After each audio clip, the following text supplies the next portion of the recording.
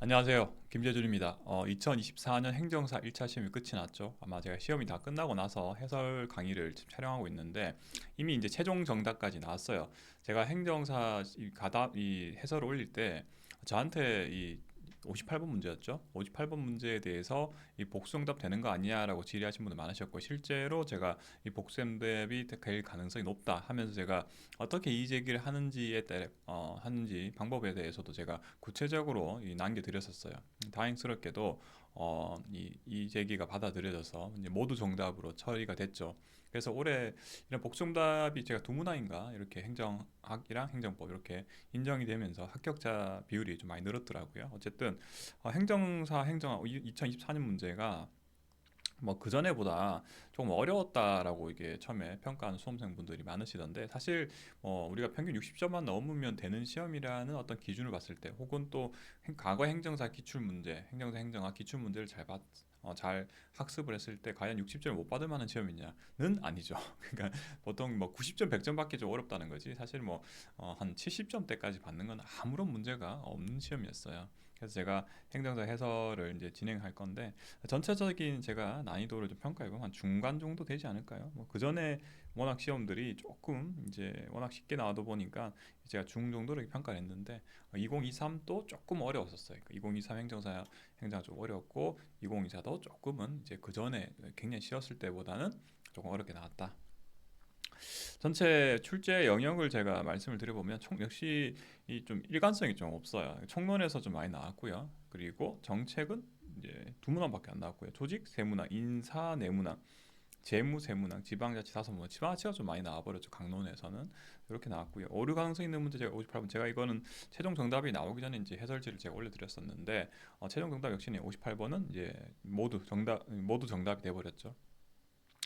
네, 정답 없음 형태에서 이제 다 이제 뭐 모든 수험생분들이 다 점수 획득했고 사실 이 절대 평가이기 때문에 뭐 수험생 입장에서는 많이 학교가면 좋잖아요.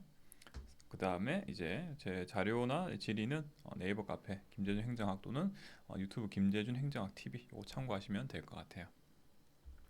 자 그러면 이제 다 행정 지금 이미 해설을 듣고 계신 분들은 이제 어느 정도 행정학을 다 공부하신 분들이었을 테니까 아마 이 영상도 제가 이 그 에어 클래스 강의 마지막에 이렇게 영상 올린 거기 때문에 앞에 다 공부하신 분들이기 때문에 그 해설 아주 디테일하게 드리진 않을 거예요. 볼게요. 첫 번째 문제요. 외부 효과에 관한 설명으로 옳지 않은 것은 해줘. 옳지 않은 거. 외부 효과 어떤 거예요? 내가 남한테 의도하진 않았지만 남한테 피해를 주거나 혹은 이득을 주는 행위를 우리는 외부 효과라고 해요. 그래서 시장에서 가격을 지불하고 가격을 지불하거나 아니면 이는 비용을 받고 어떤 행위를 한 게 아니라 말 그대로 시장 기구 바깥에 있기 때문에 외부 효과라고 불러요. 자, 그리고 첫 번째 선지 볼게요. 긍정적인 외부 효과는 사회적 적정 수준보다 과잉 생산되는 결과를 가져온다. 이 긍정적인 외부 효과는 남한테 혜택을 주는 거란 말이야. 가령 내가 요즘 뭐 단독주택이 많이 없지만 단독주택을 지은 다음에 앞마당에 마당에 정원을 다 꾸몄단 말이야. 내 취미생활이야. 그랬더니 지나가는 동네 주민들이 기분이 좀 좋죠. 이게 아무래도 동네가 훨씬 좀 보기 좋아질 테니까. 근데 이득을 본 거죠 일종의 기분이 좋았었으니까. 근데 이득을 봤는데 그 사람들이 나한테 이 비용을 지불하고 이런 기분이 좋아지는 건 아니잖아요. 그냥 비용을 지불 않고 이런 이제 혜택을 누리는 거죠. 이러한 긍정적인 외부 효과는 사회적 어떤 최적 수준보다 좀 적게 생산되는 경향이 강해요. 제가 이제 본 강의 때도 말씀을 드렸지만 실제로 정부에서도 이게 사회적 최적 수준보다 적게 생산이 되니까 인센티브를 주는 경우가 많아요. 예를 들어서 내가 뭐 기분 좋겠지만 뭐 빌딩 주인이야. 빌딩 주인인데 옥상을 개방하고 옥상에다가 그 옥상에 정원을 꾸미고 그러면은 이제 정부에서 보조금을 준다고 했었어요. 실제로 지금도 아마 사업을 하고 있을 거예요. 그러니까 정원을 꾸며놓으면 그 옥상을 개방하면 그 정원 옥상에 방문하는 사람들은 기분이 좋아지겠죠. 근데 건물주 입장에서는 예를 들어 비용이 한 1억 드니까 좀 부담스럽단 말이에요. 뭐 건물 가치가 1억에서 올라가면 하겠지만 근데 그렇지 않다고 가정했을 때는 내가 한 정부에 좀 돈 보태주면 내가 할 만한데 라고 이제 고민한단 말이에요. 정부 입장에서도 사회적으로 이득이 되니까 보조금을 준다고요. 그래서 이 과소 생산 문제가 있기 때문에 정부에서 이러한 문제를 좀 교정하기 위해서 보조금 지급을 하죠. 정답은 1번 쉽게 나왔죠. 두 번째 문제 볼게요. 행정 이론과 추구하는 행정 이념의 연결이 옳지 않은 것은 자 이런 게 참 까다롭죠. 총론 문제기도 하고 자 볼게요. 인간관계론 사회적 능률설 맞고요. 두 번째 행정 행태론 나왔죠. 행정 행태론에서는 합리성이란 말이죠. 합리성. 합리성이 가장 이제 추구하는 가치고요. 효과성은 대표하는 우리 과거 이제 히춘문제 나왔잖아요. 효과성은 발전 행정론에서 이 추구하는 가치였죠. 자, 그래서 정답은 2번이죠. 나머지 뭐 다 아시는 내용들이니까 좀 스킵을 할게요. 53번 문제는 오스본과 게블러의 전통적 행정과 신공공 관련. 신공공 관련은 행정 그 총론에서 워낙에 출제가 많이 되는 주제이기도 하죠. 신공공 관리는 어쨌든 간에 성과를 강조하는 게 신공공 관리란 말이에요. 전통적인 관리는 통제를 강조하고 있어요. 그러니까 행정이 딱 정해진 대로 업무 처리하는 걸 강조하는 입장이 전통적 행정이에요. 그걸 접근해서 좀 보시면은 다섯 번째가 좀 위치가 바뀌어 있겠죠. 관리 방식이 규칙 중심. 그러니까 딱 그 규칙, 업무 정해진 규칙대로 업무를 처리하는 걸 강조하는 것은 전통적 행정. 신공관리에서 성과를 강조하죠. 그래서 업무 중심이라고 해요. 위치가 바뀌었어요. 이렇게 위치가. 이런 건 내용적인 것도 중요하지만 혹시 내가 좀 헷갈리잖아요. 위치를 바꿔보면 돼요. 딱 출제하시면 분명히 위치 바꿔서 출제를 많이 하잖아요. 그래서 뒤에 문제 나오겠지. 뒤에 이제 문제 마찬가지지만 뭔가 내가 확실하게 이게 미음이 틀린지 아닌지 잘 모르겠다 하지만 위치를 바꿔보니까 딱 맞죠. 자, 54번 문제요. 시민이나 의원이 집행 결과를 쉽게 이해할 수 있다. 정부 예산 투입과 산출 연계, 투입과 산출을 말 산출. 산출을 강조하는 것은 성과주의 예산제도죠. 성과주의. 정답 2번 나왔고요. 나머지 뭐 일몰 예산. 일몰은 해가 진단 말이잖아요. 해가 진단 말이니까 이제 예산이 원래는 있다가 특별하게 입법부에서 연장 안 해주면 말 그대로 소멸한다. 연기준. 처음부터 다시 예산안을 검토한다. 계획예산제도. 기획과 예산가의 연계를 강조한다. 자본훼손제도. 자본훼손제도는 이 경기 불황시에는 적자 예산 편성하고 이제 또 경기 호황기에는 이제 흑자 예산을 편성하는 이게 주기에 맞춰서 움직이는 걸 우리 자본예산제도라고 하죠. 55문제. 자, 길어 55문제 오셨으면 딱 그냥 기분 좋으시죠. 제가 이제 2024 시험 전에 여기 딱 요약 강의 때 똑같이 이제 제가 해드렸던 내용인데 뭐 제가 적중했다가 아니라 출제를 정말 많이 했어요. 행정사 행정학에서 물론 이제 공무원 행정에서 많이 나오는 부분이죠. 공식적인 수단이랬죠. 행정 통제를 공식적으로 한다 뭐냐? 공무원들이 통제한다. 그러면 공식적인 수단이 공식적인 거. 그래서 계층제 그 다음에 계층제는 이거죠. 나의 공무원 상급자가 나를 통제하는 거예요. 내가 이제 출근 안 하고 혹은 출근해서 유튜브 보고 놀고 있다. 그러면 나 통제하는 게 계층제를 통한 통제가 나의 과장님 오셔서 너 일하고 있니? 이렇게 물어보는 거예요. 확인하고. 감사원도 공무원이에요. 그래 감사원도 포함이 되고요. 그 다음에 시민과 언론은 공무원이 아니죠. 그래서 비공식적 수단이고 얘는 탈락. 그 다음에 공익 가치를 통한 통제를 했죠. 사실 이제 공식적인 통제면서 공익 가치라 했죠. 공익 가치. 공익 가치는 공식적이라 좀 보기 어렵죠. 그래서 이제 여기 직업 윤리에 통제, 동료 내분 내부 집단 평등 요건 전부 다 비공식적인 부분이죠. 그다음에 국무총리실을 통한 통제 맞죠, 그죠? 그래서 기역, 니은, 비음 이렇게 답이 나오죠. 그래서 여기 이제 여기죠, 공식 여기를 찾으시면 돼요. 기본적으로 공식적이다. 공무원에 의한 통제다. 그리고 이 공무원 마음속에 있는 건 아니에요. 공무원 마음속에 있는 직업윤리 이런 것들은 비공식적인 거고요.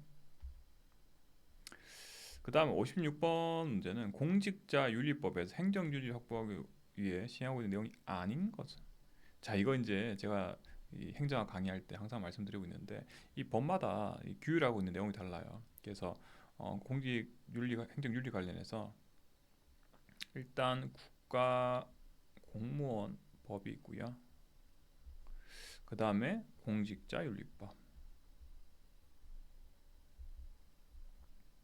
법이 있고 마지막으로 부패방지법 이렇게만 일단 아시면 돼요. 부패방지법은 부패방지 및 국민권익위원회 설치와 운영에 관한 법률인데 줄여서 부패방지법이라고 해요. 자, 국가공무원법에 어떤 내용이 있냐면 이제 당위적인 거 공무원이면 마땅히 지켜야 될 거. 이게 국가공무원법에서 규정하고 있고요. 공직자윤리법은 얘는 부패 예방 차원이죠. 예방 차원. 이름과 다르죠. 여기 부패 방지 여기 있는데 제가 내용 강의 드리겠죠. 부패 예방적인 거 여기 있고 이 부패 방지법은 실제 어떤 내용이냐? 부패에 대한 사전적인 게 아니라 사후적인 거. 사후적 대처를 담고 있어요. 이미 일어난 거. 그러기 때문에 이렇게 접근하면 내부 고발 바로 답이 나오죠. 내부 고발이라는 게 부패 행위가 발생했을 때 내부 구성원이 고발하는 게 내부 고발이잖아요. 예방이 된 게 아니라 이미 이제 일어난 이후에 대해서. 자, 그래서 정답은 5번이고요. 57번 문제요. 57번 보니까 예산 집행의 신축성을 유지하기 위한 제도에 관한 설명을 옳은 것은 해야죠. 옳은 것은. 자, 보면 이 문제도 정확하게 앞서 말씀드린 단어 위치를 딱 썰어서 바꿔놓은 거죠. 그래서 1번하고 2번 선지가 위치가 바뀌었어요. 이용하고 전용 위치가 바뀌었죠. 이용에 대한 설명이 전용에 가 있죠. 그죠? 그래서 이용은 장관 한 가지고요. 그리고 전용은 세 항목이죠. 행정 과목이라고 하죠. 그러니까 이 바꿔 쓰는 범위가 넓은 것을 이제 이용이라고 하고요. 좁은 것은 전용이라고 하죠. 그래서 바꿔 쓰는 범위가 좁은 전용 같은 경우에는 행정 과목이라고 해요. 국회에서 의결을 받을 필요가 없어요. 근데 이용 같은 경우에는 이 바꿔 쓰는 원래 목적 바꿔 쓰는 범위가 크기 때문에 달리 쓰는 범위가 크기 때문에 국회 의결을 받아야 되죠. 그래서 위치가 바뀌었다. 정답은 이체죠. 이체란 이제 폐지되거나 기능이 이관된 기관에 예산을 신설된 기관에 넘기는 거. 예를 들어서 예전에 물 관리 업무, 물과 관련된 업무를 이제 환경부하고 국토부에서 각자 이제 일부 이렇게 나눠서 이제 관리를 하고 있다가 이제 환경부로 일원화가 됐어요. 그럼 당연히 국토부에서 물 관리 업무 자기 하던 거 이 업무를 수행하려면 돈이 든단 말이에요. 그래서 그 돈 들었으니까 그 이제 업무가 이제 내가 하는 게 아니라 환경부로 넘어가니까 그게 수반되는 예산을 같이 넘겨주는 거예요. 그래서 이게 이체라고 하죠. 그다음 4번, 5번 선지가 또 이체 밖에 있네. 그죠? 다 눈치 보시면 읽어보시면 바로 답이 나오죠. 이거 헷갈리잖아. 그러면은 다음 다른 선지하고 딱딱 이제 이 혹시나 이 출제자가 단어서 위치를 바꾸지 않은지를 좀 확인해 보시면 가장 좀 쉽게 접근할 수가 있죠. 명시어라고 사고의 위치가 바뀐 거예요. 원래 예산이라는 건 한 해견도 단위 안에서 다 써야 되죠. 근데 다음 해견도 넘겨 쓰는 거 우리는 2월이라고 해요. 근데 2월은 명시월과 사고일을 했다. 명시월은 예측이 될 때, 사고일은 천재지변 등 예측 안 될 때 넘겨 쓰는 거죠. 그 문제 58번 문제죠. 자, 이거 제가 좀 이미 제가 해설 이게 최종 정답 나오기 전에 정확하게 딱 지적을 했어요. 뭐 여러 가지 얘기 안 했죠, 저는. 정답은 원래 이제 가다바는 이제 5번 나왔는데 5번도 다 맞는 얘기죠. 총계주의 원칙의 예로 기금도 포함이 되는데 사실 이제 국가재정법에는 명시가 이 53조에는 이 기금은 사실은 총계주의 원칙의 예라고 명시가 돼 있진 않아요, 기금을. 근데 국가재정법 제53조라는 얘기가 없잖아요. 근데 지방재정법에는 사실은 이 기금 얘기가 있거든요. 그렇기 때문에 제가 그거를 근거로 이의 제기하면 안 먹힐 거다라고 말씀을 드렸었죠. 그래서 이 문제는 다 옳은 선지이기 때문에 옳지 않은 건 없어요. 그렇기 때문에 정답은 다 맞죠. 자, 그래서 어, 모두 정답.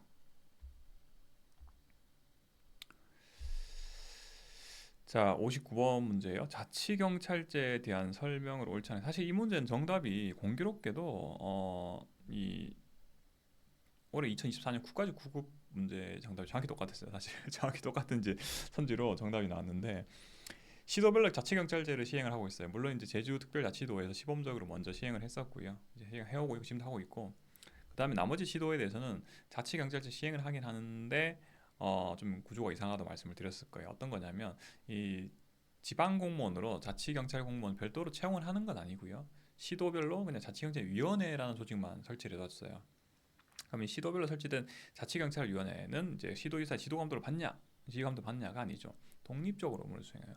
그러니까 위원회라고 이름이 들어가 있는 것은 기본적으로 독자적 독립성을 보장해주기 위해 만든 게 위원회예요. 이게 자치경찰제라는 주제를 좀 모르시더라도 위원회 이퀄 독자적으로 업무 수행하기 위해서 독립성을 보장해주기 위해서 만든 게 위원회라고 보시면 크게 틀리지가 않아요. 그래서 정답은 4번이고요. 60번 문제는 굉장히 사실은 공무원 시험에 나와야 되는 문제인데 행정사에서도 더 나왔죠. 현재 우리나라 정부 조직에 해당하지 않는 것 최근에 정부조직법이 개편이 됐어요. 윤석열 정부에서 그 내용을 출제한 건데 재동포청 새로 생겼고요. 그나마 제일 최근에 그 다음에 국가보훈처가 최근 이름 바뀌었죠. 그래서 국가보훈부로 격상이 됐죠. 물론 이제 처 시절에도 뭐 장관급이라고 했지만 이제 아예 이제 명실상부하게 부로 이제 격상이 됐어요. 그래서 정답은 2번이다. 근데 이것도 사실 뭐 정부 조직도 관련해서 문제를 과거에서 이제 그 조직 파트에서 행정사에서는 계속 출제를 하고 있어요. 정부 조직도 제가 이렇게 한번 보여드렸죠.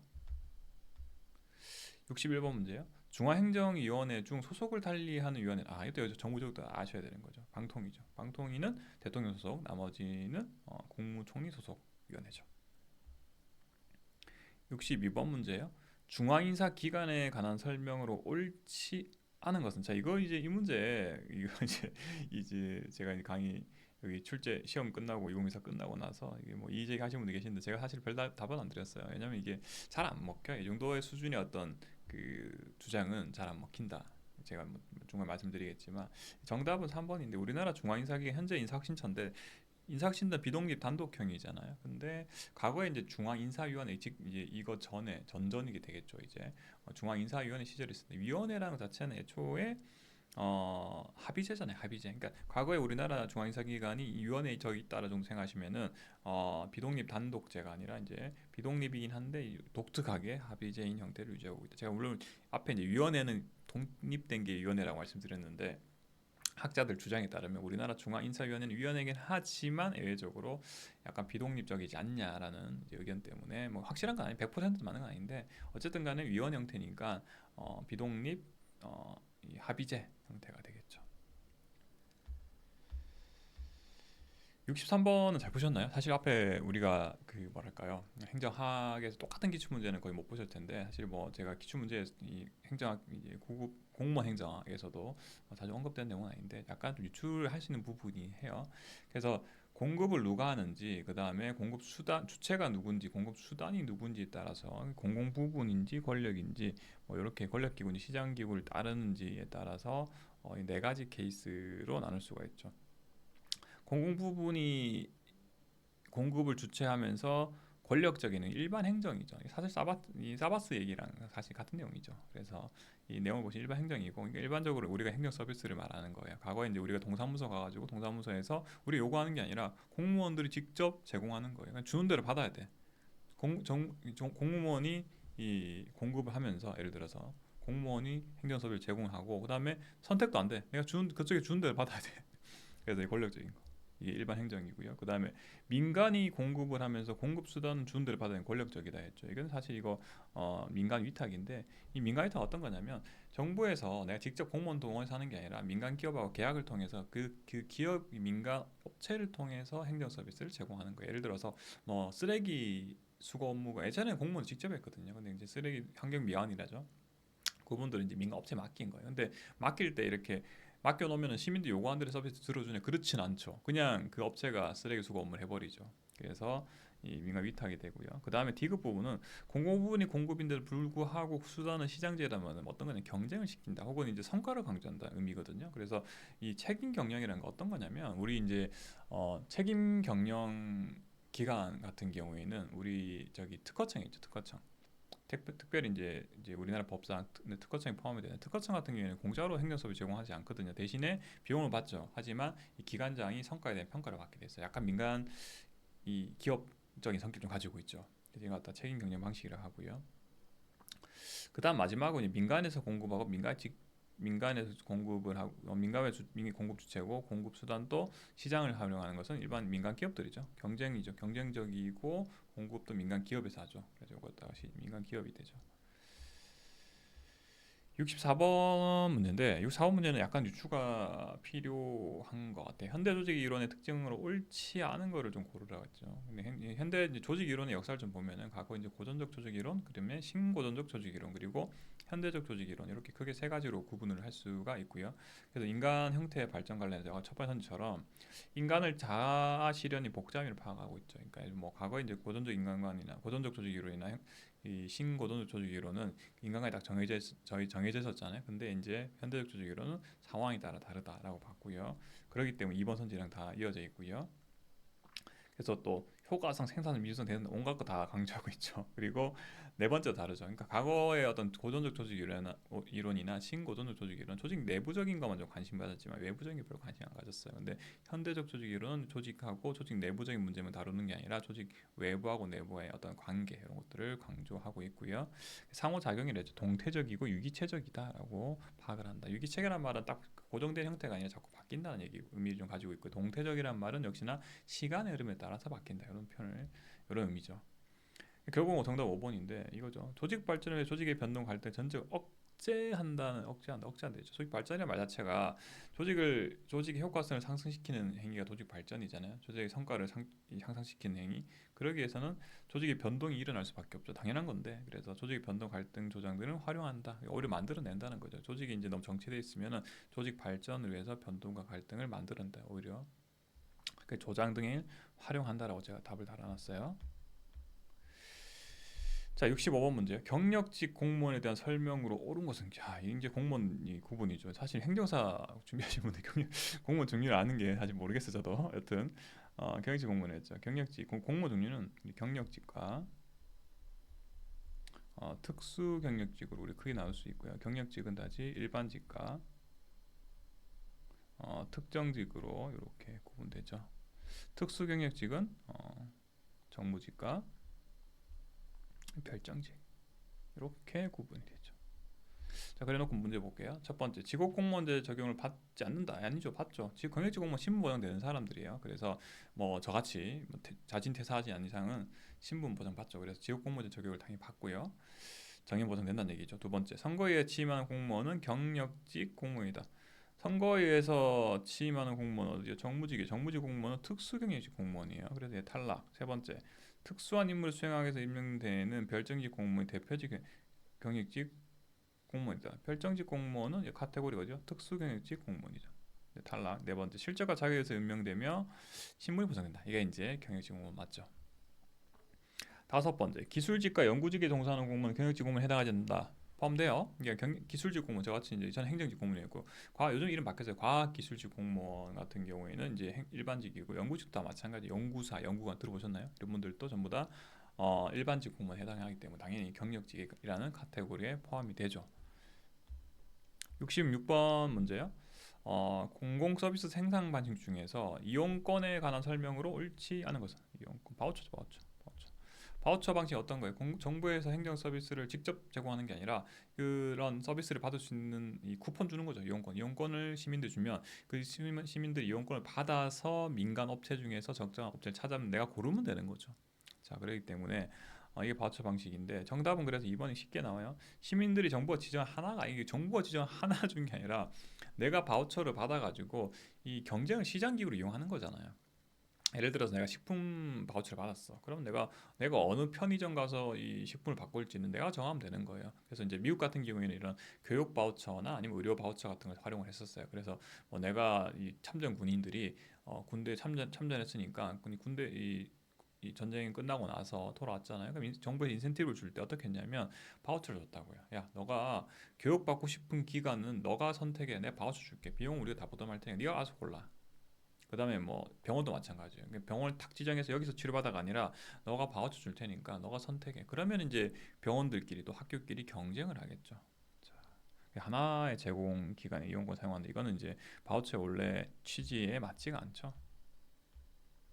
67번 문제요. 자, 이건 뭐 간단한 건데 국가공무법상 국회법원 헌재 그리고 선거관리 및 이제 선관위 및 행정부 상호 간의 소속을 달리한다. 소속을 바꾼다는 거죠. 예를 들어서 내가 행정안전부 근무하다가 외교부로 가겠다. 자, 그러면 이거는 우리가 전입이라죠. 전입은 들어가는 사실은 말이죠. 전입이죠. 근데 국가공무법상 전입이라 정해놓고 제가 기본 강의 때는 전입 전출에 말씀을 드렸을 거예요. 그래서 파견 이런 거 아니고 전보도 아니고 전직 견입도 아니죠. 68번 문제는 쉬웠죠. 제가 전자정부란 말 들어보면 무조건 맞춤형 맞춤형 아니면 최소한 양방향 이게 맞는 표현이었죠. 정답은 되게 쉽게 나왔어요. 국민이 직접 증명하는 공급자 아니죠. 수요자 중심 이런 단어가 나와야 되죠. 혹은 맞춤형 서비스 이런 말이 나와야 돼요. 그렇기 때문에 정답은 1번이죠. 그러니까 이거는 뭐 뒤에 2, 3, 4, 5 선지를 조금 더 뭔가 정답이 뭐지 고민스러우실 수 있겠지만 1번이 워낙 명확하죠. 자, 그래서 공급자 중심 아니죠. 수요자 혹은 수요자 맞춤형 이런 거죠. 올해 시험 드디어 이제 다코스죠. 이건 뭐 바로 뛰어넘으시면 돼. 69번 어떻게 알지? 저도 찾아봤어 참고로. 자, 이거 죄송해요. 이 문제가 아니네. 죄송해요. 제가 조금 말을 좀 빨리 하다 보니까 착각했는데 이 문제는 쉬워요. 지방자치제도에서 법인격이 없는 행정계층에 해당하는 것은 뭐 간단한 문제죠. 제주특별자치도는 단층제죠. 세종특별자치시하고 그래서 제주특별자치도 아래에 있는 제주시는 행정시라고 하죠. 그 자치계층이 아니죠. 정답 3번이고요.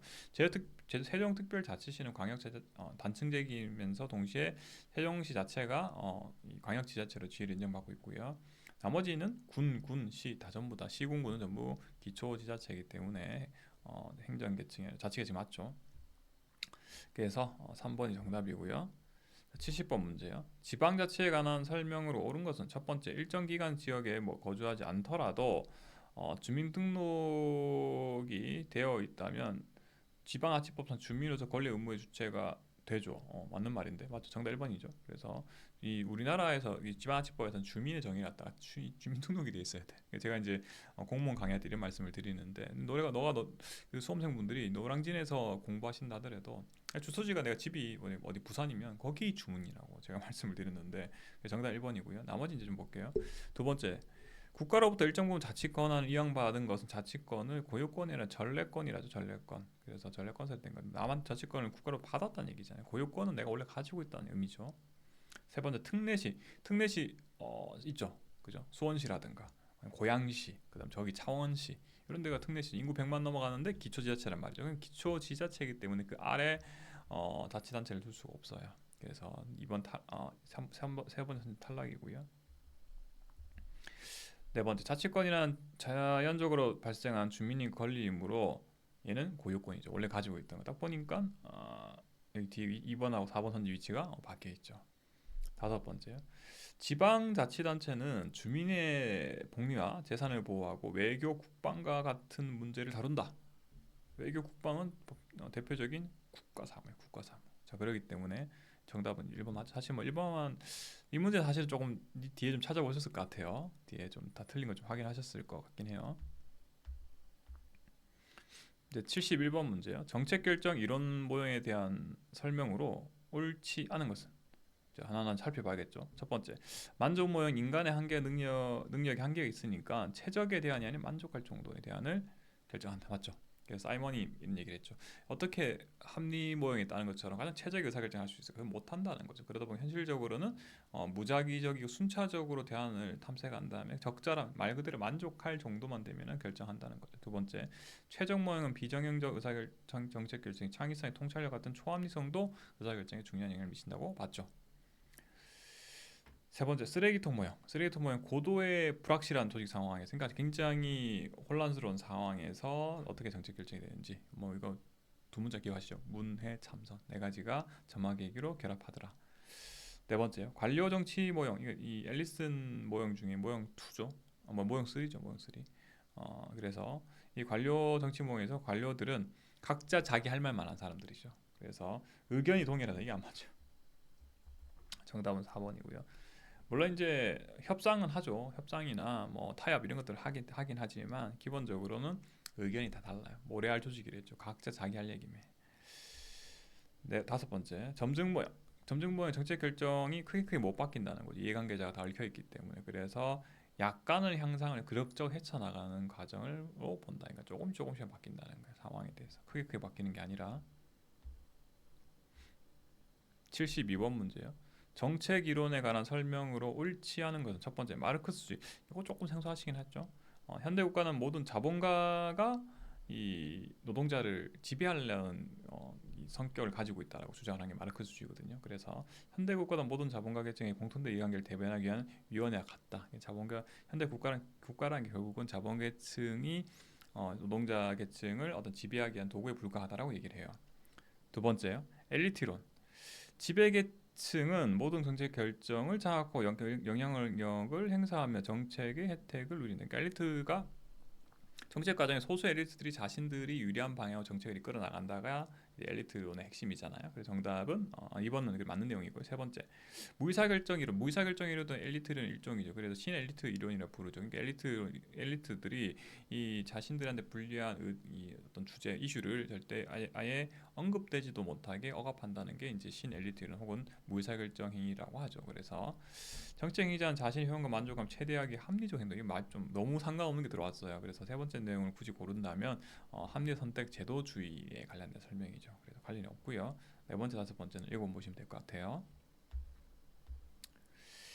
73번 문제예요. 주민소송제에 대한 설명으로 옳은 것은 주민소송의 내용을 이제 찾아야 되는 거죠. 그러니까 그 주민 직접 참여 제도가 여러 가지가 있잖아요. 이제 주로 이제 지방자치법에 규정이 돼 있고 일부는 이제 지방재정법에도 좀 규정이 돼 있죠. 첫 번째, 주민들은 공직자를 재직 중에 불신임에 그만두게 공직 자르는 거, 주민 소환제죠. 1번 탈락. 두 번째, 지역의 주요 안건을 해결한 제도로서 지방자치단체의 중요 사항의 결정권 행사, 주민들이 직접 결정한 주민투표제에 대한 설명이고요. 세 번째, 선출직 공직자를 임기직에 소환해서 파면시키는 거, 1번 선지랑 같은 거예요. 주민 소환제고요. 네 번째, 감사 청구한 일정한 재무회계, 한번 제가 이 기본 강의 때 했죠. 앞서 강의 때 돈 관련된 거. 그래서 감사 청구한 다음에 내가 감사 청구한 내용이 내가 돈 관련된 거였어. 즉 재무회계 관련된 내용이었는데 이거 불복하겠다 하면은 소송 제기할 수 있다 했죠. 자, 그래서 이게 정답은 4번이죠.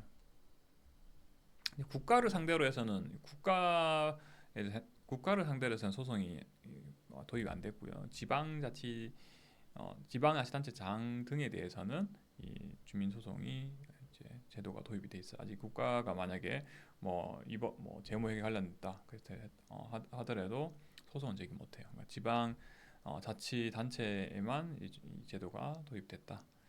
다섯 번째, 주민의 능동적에 적극적으로 지방자치단체장이나 의회 의원 권한 일부를 제약하거나 행사한다. 이게 제가 이거 좀 뭐라 좀 볼지 조금 애매하게 했는데 어쨌든 대신했죠. 일부를 제약하거나 행사 안 됐으니까 제가 뭐 주민투표제 등이 대한 설명을 했어요. 그러니까 주민투표제가 주민들이 직접 의사결정하는 거잖아요. 그래서 이런 것들이 관련됐기 때문에 주민소송제하고는 또 직접적인 관련이 없어 보여서 5번도 탈락이고요.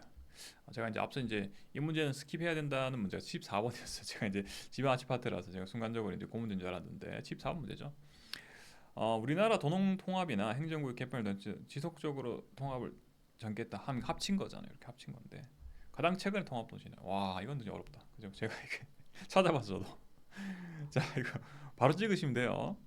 몰라요. 자 정군이 청주시로 통합됐는데 이게 2013년 법률 다 찾아보니 2013년에 시행됐더라고요. 근데 이거는 모르셔도 돼요. 진짜 모르셔도 돼요. 바로 찌어놓으시면 돼요. 이거 아마 행정학 공부하시면 공무원 준비하시는 분들 다 모르는 내용이고 저조차도 모르는 내용이에요. 자 그래서 이런 거는 출제됐긴 했지만 앞으로도 나올 확률이 없고요. 이거 왜 나왔는지는 너무 지엽적으로 출제됐다. 뭐 앞으로 나올 확률도 없다.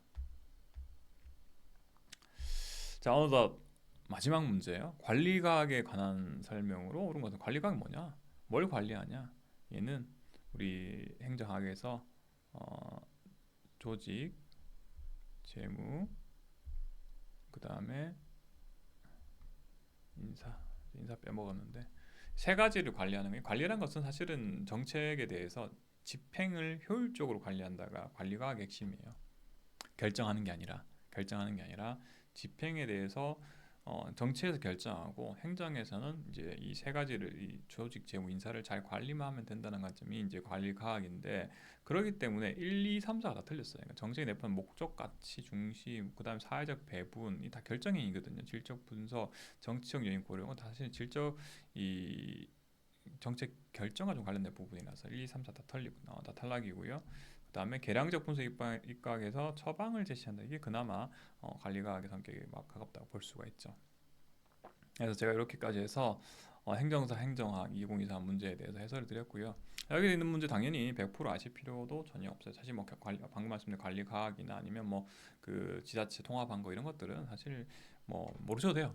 모르셔도 학교 하시는데 아무 지장이 없어요. 그래서 뭐 여유 있게 하신데도 뭐 70점대만 행정학 충분하잖아요. 그래서 이렇게 제가 정리를 드렸고요. 이제 2024 시험이 끝이 났기 때문에 이 영상 보신 분들 아마 2025 행정사 행정학 공부를 하고 계실 텐데 그 준비하시는 시험도 역시나 제가 앞서 이제 제가 기본 강의 때 혹은 문제풀이 강의 때 말씀드린 것처럼 행정사에서 출제했던 문제 위주로 반복적으로 숙지를 하시면은 행정사 시험에서 이제 행정학은 그렇게 많이 부담을 가지실 필요가 없을 것 같아요. 올해 시험도 마찬가지였고요. 자, 강의 듣나 수고하셨고요. 다음 시간에 뵙겠습니다. 네, 감사합니다.